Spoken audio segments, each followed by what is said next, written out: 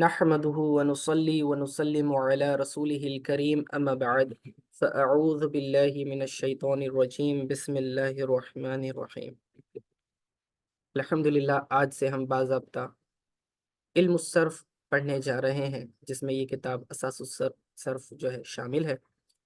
اور ہمارا یہ طریقہ ہے کہ جب کبھی ہم کسی نئے فن کی ابتدا کرتے ہیں تو باضابطہ جو ہے دعائیں پڑھ کر جو ہے ابتدا کرتے ہیں۔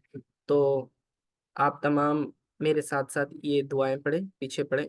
بسم اللہ الرحمن الرحیم، اللہم صلی علی سیدنا و مولانا محمد وعلی آلہ وصحبہ وبارک وسلم۔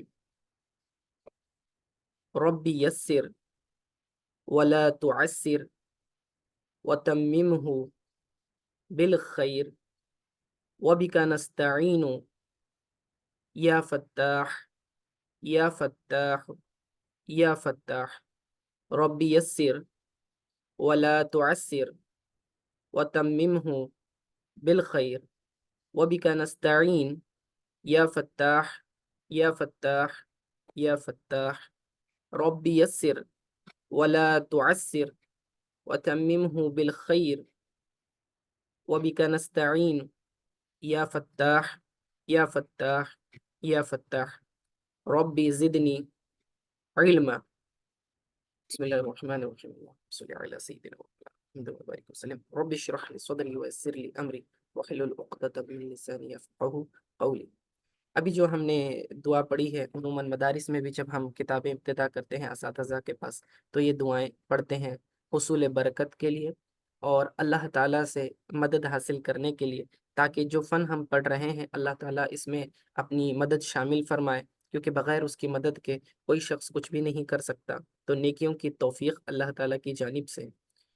تو اس میں ہم نے جو پڑھا اس کا ترجمہ یہ ہے کہ ربی یسر، یعنی کہ اے میرے رب اس کو آسان فرما، ولا تعسر اور اسے تو مشکل نہ فرما، وتممہ بالخیر اور عافیت کے ساتھ، خیریت کے ساتھ تو اسے مکمل کرنے کی توفیق عطا فرما۔ ٹھیک ہے۔ یا فتاح، یہ اللہ تعالیٰ کی اس میں صفات میں سے ہے۔ فتاح کا معنی کھولنے والا، یعنی کہ اے اللہ تو ہمارے ذہنوں کو کھول دے، ہمارے قلوب کو کھول دے، ہمارے فہم کو کھول دے، ہماری فراست کو کھول دے، ہم پر رحمت کے، برکت کے دروازے کھول دے۔ تو اے کھولنے والے، یا فتاح کا معنی اے کھولنے والے۔ ٹھیک ہے۔ تو یہ حصول برکت کے لیے دعائیں پڑھائی جاتی ہیں۔ آئیے اب کتاب کا باضابطہ جو ہے اس کی شروعات کرتے ہیں۔ بسم اللہ الرحمن الرحیم۔ علم صرف کا تعارف۔ جب کبھی آپ کوئی فن پڑھتے ہیں، کوئی سبجیکٹ پڑھتے ہیں، تو اس میں ضروری یہ ہوتا ہے کہ اس فن کی تعریف آپ سمجھیں کہ یہ فن کس بارے میں ہے، پھر اس کا موضوع کیا ہے، موضوع یعنی اس کا سبجیکٹ کیا ہے، پھر اس کے بعد اس کی غرض اور غایت کیا ہے۔ غرض و غایت کسے کہتے ہیں؟ یعنی کہ اس کا پڑھنے کا مقصد کیا۔ ٹھیک ہے۔ تو اس کے غرض و غایت کہتے ہیں اسے۔ تو یہ ساری چیزیں آپ کو ابتدا میں پتہ ہونی چاہیے۔ تو سب سے پہلے علم صرف کہتے کسے ہیں؟ علم صرف کی تعریف یہ ہے کہ صرف وہ علم ہے جس میں ایک کلمے سے دوسرا کلمہ بنانے اور ان میں مختلف تبدیلیاں کرنے کے قواعد بیان کیے جاتے ہیں۔ اچھا، پہلے لفظ صرف کو سمجھ لیں۔ صرف یصرف کا معنی ہوتا ہے پھیرنا۔ علم صرف کو صرف اس لیے کہتے ہیں کیونکہ اس میں پھیرنے کا عمل ہوتا ہے، یعنی ایک لفظ کو پھیر کر دوسرا لفظ بنایا جاتا ہے۔ تو گویا کہ اس فن کے اندر formation of word, constructions of word, ٹھیک ہے، کیونکہ کلمہ کہتے ہیں ورڈ کو، لفظ کو۔ ٹھیک ہے، اردو میں آپ لفظ کہیں گے، عربی میں آپ اسے کلمہ کہیں گے، انگلش میں آپ اسے ورڈ کہیں گے۔ تو انڈیویجول ورڈ جو ہوتے ہیں، تو ان ورڈز کو کنسٹرکٹ کرنے کا عربی میں طریقہ کیا ہے، یا پھر ایک ورڈ سے دوسرا ورڈ کیسے بنایا جائے، ایک لفظ کو دوسرے لفظ کی طرف کیسے پھیرا جائے، اس فن کے اندر، علم صرف کے اندر یہ چیزیں سکھائی جاتی ہیں۔ تو انڈیویجول ورڈ کو لیا جاتا ہے، اس کے سنٹیکس کے ساتھ بحث کی جاتی ہے۔ ٹھیک ہے۔ اس کا موضوع کیا ہے؟ موضوع کا مطلب اس فن کے اندر फोकस किस चीज पर होता है, इसका मेन सब्जेक्ट क्या होता है, तो वो है कलीमा। इल्म सर्फ में जितनी भी बहसें आप पढ़ेंगे उसका असल जो होगा, जो फोकस होगा वो कलीमे के ऊपर होगा, ये उसका सब्जेक्ट रहेगा। ठीक है, मौजू कलीमा है। सीगे के एतबार से, सीगा क्या है, सीगा जो है मखसूस शक्ल है, किसकी, उस लफ्ज की जो हुरूफ और जो है हरकत और सकनात की मखसूस तरतीब से हासिल होती है। जैसे कि ज़रबा, ठीक है, ज़रबा के अंदर दौद है, रॉ है, बा है, फिर उसके बाद जौद पर ज़बर है, रॉ पर ज़बर है, बा पर ज़बर है।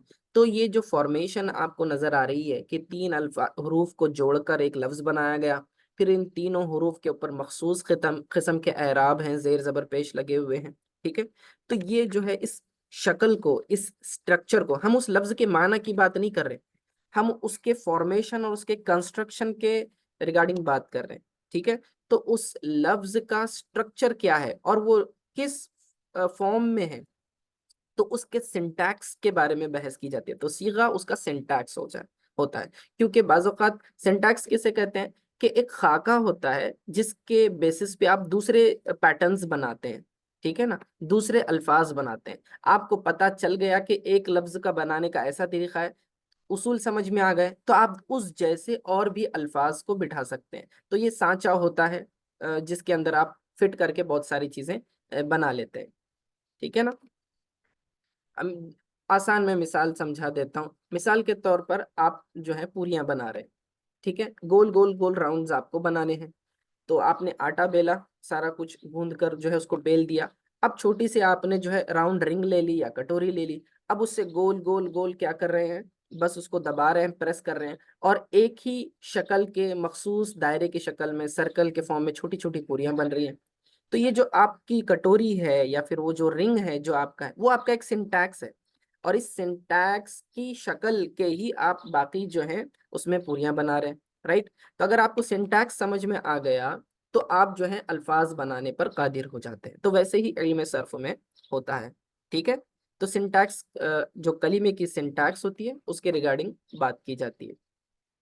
अब ये इल्म सर्फ की अहमियत क्या है, तो याद रखें, अरबी में कहा जाता है कि अस्सर्फ़ु उम्मुल उलूमी वन नहवु अबूहा।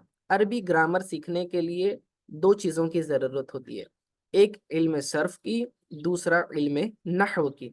इल्म सर्फ मैंने आपको बता दिया, इल्म नहव में कलिमात को जोड़ने के बारे में और उस लफ्ज़ के ऊपर जो एराब होता है, आखिरी हरकत होती है, उसके मुतालिक बहस की जाती है। ठीक है, तो अब ये दो उलूम मिलकर आपका अरबी ग्रामर बनते हैं। ओके, तो अरबी में क्या मकूला है, कहा जाता है अस्सर्फु उम्मुल उलूमी वन नहवु अबूहा, के सर्फ की हैसियत जो है उलूम में, बाकी तमाम उलूम में माँ की तरह है। अस्सर्फु उम्मुल उलूमी, उलूम जो है सर्फ जो है तमाम उलूम की माँ है। वन नहवु अबूहा, और नहव जो है उन तमाम उलूम का बाप है। तो जिस तरह वालिदैन से मिलकर जो है एक चीज जो है आपका जोड़ा मुकम्मल होता है, उसी तरह आप समझ लें कि इल्म सर्फ जो है माँ की हैसियत रखता है और इल्म नहव बाप की हैसियत रखता है तमाम उलूम के अंदर। सर्फ को माँ से क्यों तशबीह दी गई, ठीक है, पहले तो ये समझ लें कि बाकी जो हमारे उलूम दीनिया है, चाहे हदीस हो, फ़िक़्ह हो, कुरान हो, जो भी हो, ये सारे उलूम अरबी ज़बान में हैं, और उनसे फ़ायदा हासिल करने के लिए, कमा हक़्क़हू, फ़ायदा हासिल करने के लिए ज़रूरी है कि आप अरबी सीखें। जब तक अरबी नहीं आएगी तो हम इनसे उलूम अख़ज़ नहीं कर सकते, इस्तिफ़ादा नहीं कर सकते पूरी तरह से। राइट, तो इसीलिए जो है इल्म सर्फ़ और इल्म नहव ये जो है उसूल की हैसियत रखते हैं।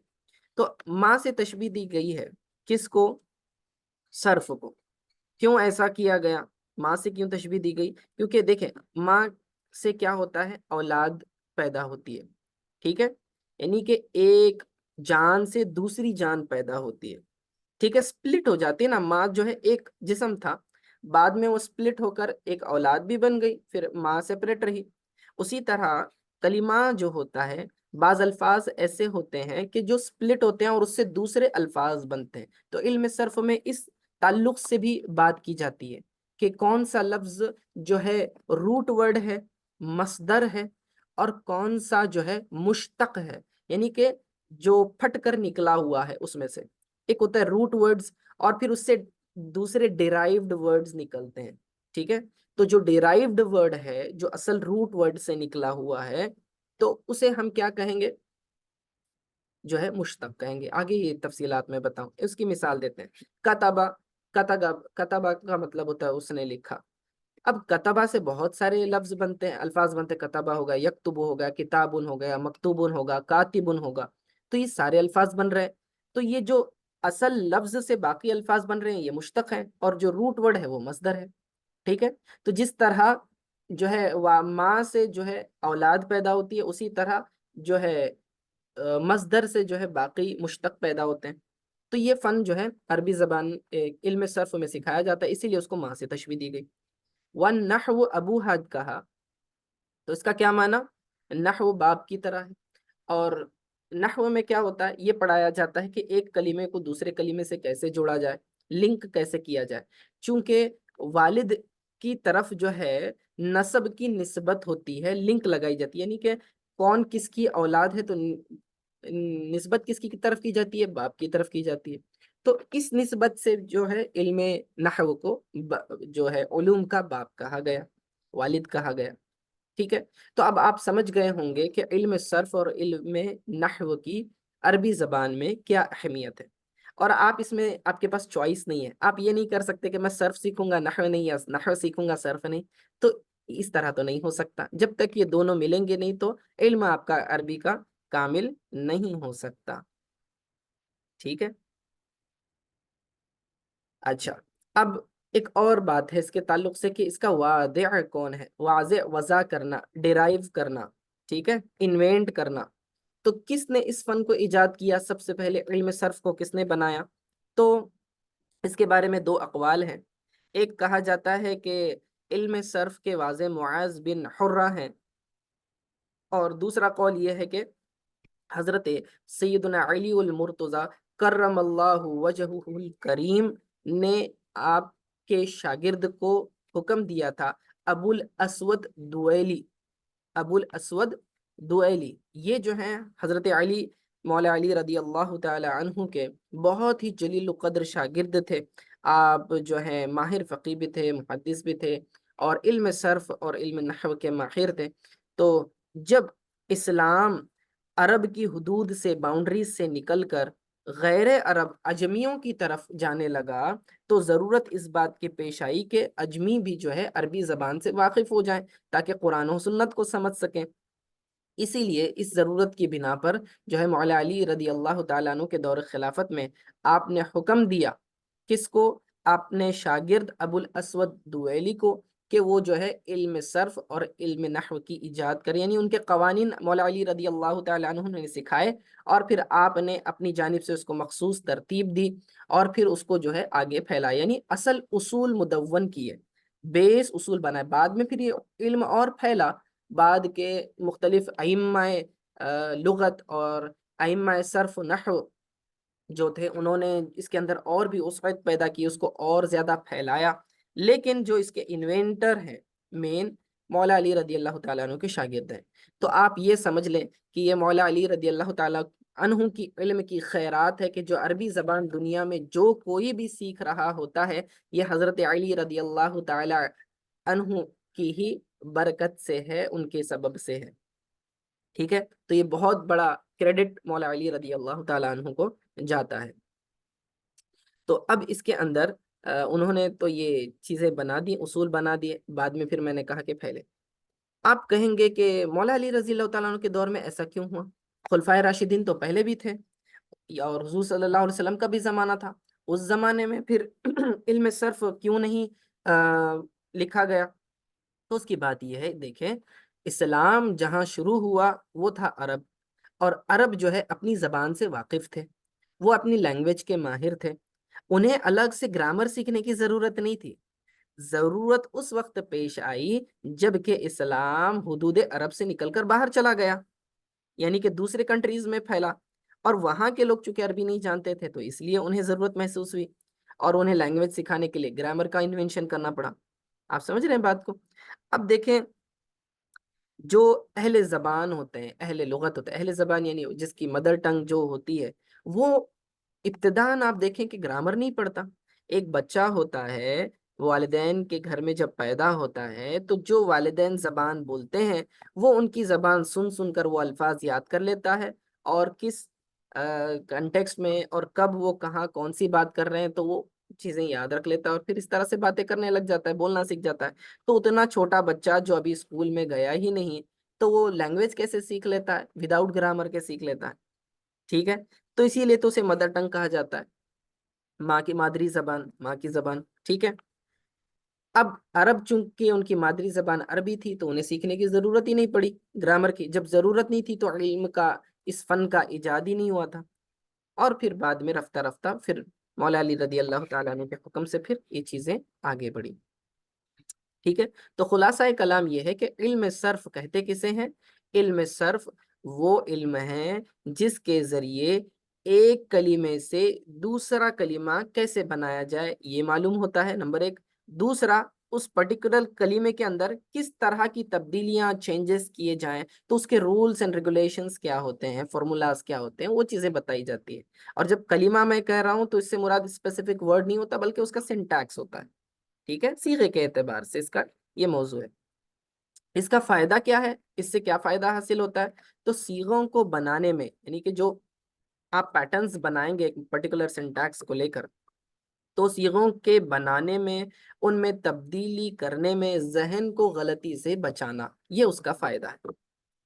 تاکہ ہم جب کوئی ایک دوسرا نیا لفظ بنائیں، ایک لفظ سے دوسرا لفظ بنانے جائیں تو ہماری غلطی نہ ہو. تو ذہن کو غلطی سے بچانا، اس لیے جو ہے علم صرف کا سیکھنا ضروری ہے. ٹھیک ہے، تو امید ہے آپ میری بات سمجھ گئے ہوں گے. آج کے لیے اتنا کافی ہے. انشاءاللہ تعالی ہم اگلے درس میں پھر اس کے تعلق سے مزید باتیں کریں گے. ٹھیک ہے، وصلی اللہ تعالی علی خیر خلق محمد وآلہ وصحبہ اجمعین برحمتک یا ارحم الراحمین.